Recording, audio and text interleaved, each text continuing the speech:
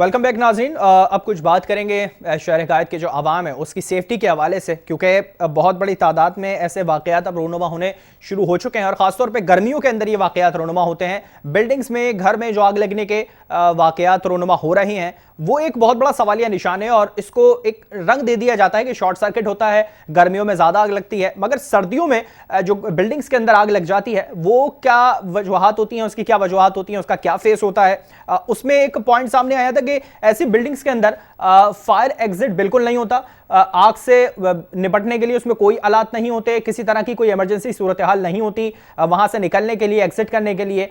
ऐसी वजूहत होती क्यों है, किसके वजह से ये तमाम चीजें पैदा होती हैं और कौन इन चीजों को क्लियर करता है कि जिसके पास ये चीजें जानी है, जो इस चीज को क्लियर करेगा वो इस पर अपनी नजरसानी नहीं करता और आग बंद करके फाइल पे सिग्नेचर कर दिया जाता है।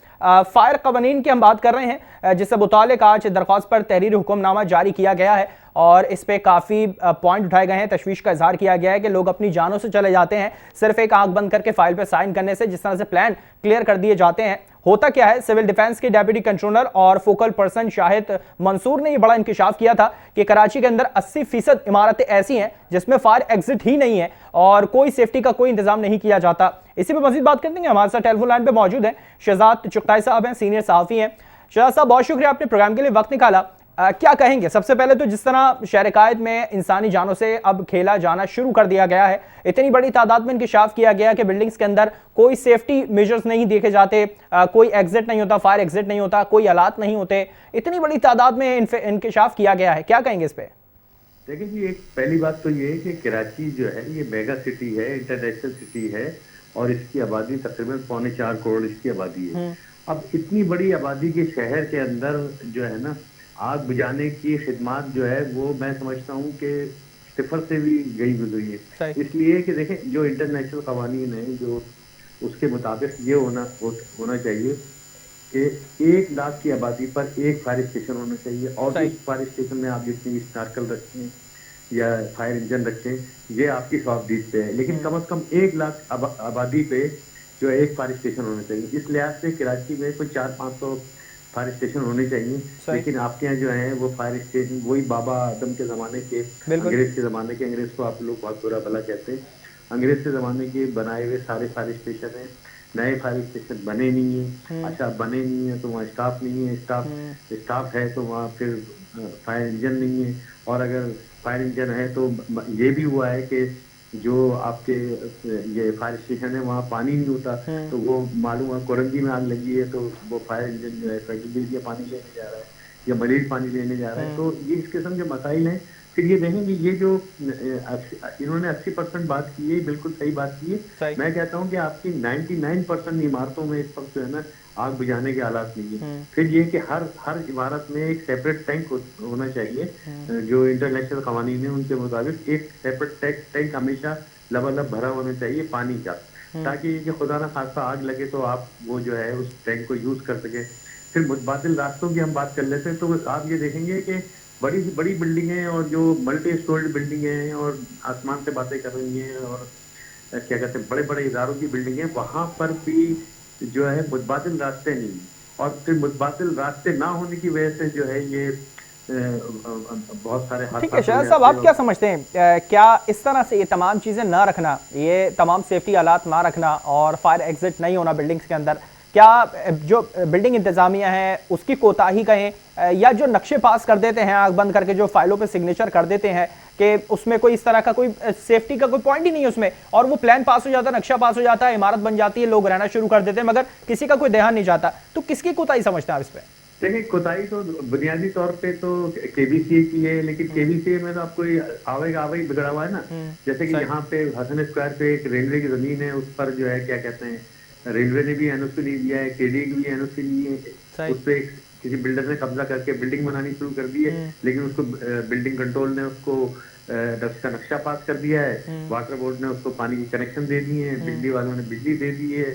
तो मेरे कहने का मकसद ये कि आप इदारे तो कम से कम, मैं पाकिस्तान की बात तो नहीं करूंगा, एक कराची में इदारे बिल्कुल खत्म हो चुके हैं। अब ये बिल्डिंग कंट्रोल वाले ये तो कोई मामूली बात है कि ये जो इस तरीके से इजाजत दे देते हैं बिल्डिंग बनाने की, जिसमें ना वाटर टैंक होता है, ना मुतबादिल रास्ते होते हैं, ना आग बुझाने के आलात का कोई इंतजाम होता है। ये तो ये यानी कि ये तो वैसे ही दे देते हैं। फिर ये कि ये इलीगल जो कोई बिल्डिंग बनती है उसको भी ये एनओसी दे देते हैं। तो आप हमारे यहाँ, मैं समझता हूँ कि हमारे यहाँ जो है ना, ये जो सेफ्टी के इदारे हैं, सेफ्टी का तो कोई, यानी सेफ्टी या सिक्योरिटी का तो हमारे यहाँ कराची में कम से कम तस्वुर ही खत्म हो गया है। और ये जो अब जो मौसम हुआ है, ये सर्दी का जो मौसम शुरू हुआ है, ये मौसम, इस मौसम में आग बहुत लगती है। और कहीं खुदा ना खास्ता थोड़ा सा भी शॉर्ट सर्किट हो जाए या कहीं थोड़ी सी घास फूस में भी आग लग जाए तो वो एकदम जो है वो फैल अच्छा, मैं जाती शॉर्ट है। सर्किट पे शाह साहब इसी तरफ आऊँगा कि हमारा जो कराची है वो कुछ ऐसी जगहों पर भी मुहित है जहाँ बहुत छोटी छोटी गलियाँ हैं और वहाँ कारखाने बन जाते हैं, कुछ बड़ी बड़ी बिल्डिंग्स वहाँ पे बना दी जाती हैं। किसी भी तरह का कोई भी हादसा इस तरह का रुनमा होता है आग लगने का, तो गाड़ियों को पहुंचने में बड़ी दुश्वारी होती है।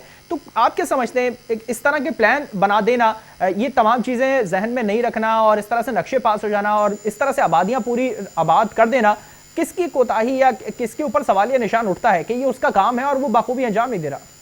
देखिए, ये सबसे बड़ी जिम्मेदारी तो बिल्डिंग कंट्रोल अथॉरिटी की है। आप देखेंगे कि पूरे कराची में जितनी भी आबादियां हैं, फेडरल एरिया है, ओल्ड सिटी है, डिग्रोड है, कुरंजी, कोई भी ऐसी जगह है, गुलशन इकबाल है, गुलिस्तान जौहर, लियाकताबाद का तो खैर पहले ही बुरा हाल है, यारी का पहले ही बुरा हाल है, लेकिन नई आबादियों की आप देखें छोटी छोटी गलियां हैं और उनके दोनों तरफ गाड़ियां पार्क होती हैं। जो जगह बचती है वहाँ पथारे लग जाते हैं।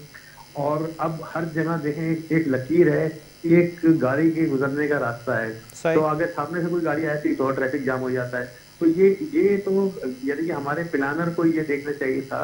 और अगर प्लानर ने कोई, अब ये गुलशन इकबाल इतनी पुरानी बस्ती नहीं है, गुलिस्तान जौहर नहीं है, या स्कीम 33 जो बन रही है, लेकिन सब जगह एक ही हाल है कि बहुत छोटी छोटी गलियां हैं, उन गलियों में गाड़ियां पार्क होती हैं, उन गलियों में यानी कि ट्रक को तो छोड़े, फायर इंजन को छोड़े, बड़े ट्रैवलर को छोड़े, ये छोटी गाड़ियों को गुजरने का रास्ता नहीं होता। अच्छा, तो चुप्पा साहब, ये इसी तरह एक सिनेरियो ये था कि हम कुछ छोटी गाड़ियों को भी जो है वो इंट्रोड्यूस करा रहे हैं कि ताकि ऐसी छोटी और तंग जगह पे जाने के लिए छोटी गाड़ियां इस्तेमाल की जा सकें। मैं अगर फायर स्टेशन की बात करूं, शहर कायद के अंदर एक बहुत बड़ी तादाद में थे पहले, और अब कुछ तकरीबन 200 फायर स्टेशन रह गए हैं पूरे कराची में। उसमें से भी कितने गैर फाल हैं, अमला मौजूद नहीं है। क्या सिंध हुकूमत इस पर नजरसानी नहीं कर रही और इंसानी जानों का उसको कोई ख्याल नहीं आ रहा? आप क्या समझ रहे हैं इस पर? देखें, सिंध हुकूमत ने तो कराची का ये हाल किया है। जो हमारे साबिक मेयर थे वो अगर ये चीखते थे कि फंड्स नहीं है, हमारे पैसे नहीं है, तो वो मतलब इतने मेरे ख्याल से गलत भी नहीं थे। और ये कि मैं ये समझता हूँ कि सिंध हुकूमत ने कराची और हैदराबाद को तो तकरीबन रूल आउट कर दिया है अपने जो बजट से ही। बजट से तो पहले ही निकाला हुआ था। अब तो यानी कि वो थोड़ी बहुत जो सिंध गवर्नमेंट ख्याल रखती थी वो भी उसने रखना छोड़ दिया। सिर्फ ये कि जो हमारे बल्दियाती इदारे हैं उनको ये तनख्वाहें दे देते हैं, बस ये सब तक है। और थोड़े बहुत जो पैसे देते हैं वो अफराद जो है वो सारे मिलके खा जाते हैं।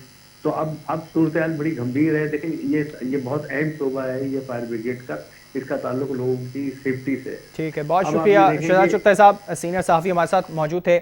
बहुत बड़ा अलमिया है क्योंकि एक तरफ हम जदीद दौर की तरफ जाने को देख रहे हैं, बहुत बड़े बड़े विजन हमारे पास मौजूद है, मगर आज भी हम उन बुनियादी सहूलियात से महरूम होते जा रहे हैं जिसमें एक फायर ब्रिगेड का महकमा होता है जो आपके आग बुझाने के लिए और घरों में जिस तरह भी नाखुशगवार वाक़या रुनमा होता है इससे कंट्रोल करने के लिए मौजूद होता है, मगर वही हमारे पास आज मौजूद नहीं है। उसी के लिए सिंध हुकूमत को शायद ज़्यादा अब इस पर ध्यान देने की ज़रूरत है कि अगर लोगों की ज़िंदगी को खतरात लाहक होंगे तो वो बुनियादी सहूलियात का करेंगे क्या। ये चीज़ें बहुत ज़रूरी है, सिंध हुकूमत को इन चीज़ों पर भी देखने की बहुत ज़रूरत है। प्रोग्राम में वक्त तो एक ब्रेक, हमारे साथ रहेगा।